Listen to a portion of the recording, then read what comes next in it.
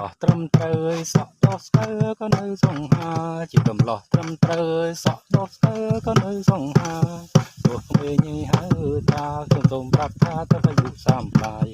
ទោះក្មេងហៅតាខ្ញុំសូមប្រាប់ថាទៅអាយុ30ប្លាយកំលោះចាស់ដូចខ្ញុំលងស្នេហ៍ក្រមុំមិនស្នេហ៍មេម៉ាយកំលោះចាស់ដូចខ្ញុំលងស្នេហ៍ក្រមុំមិនស្នេហ៍មេម៉ាយទៅអាយុ30ប្លាយមិនសូវខ្វល់ខ្វាយរឿងប្រពន្ធកូន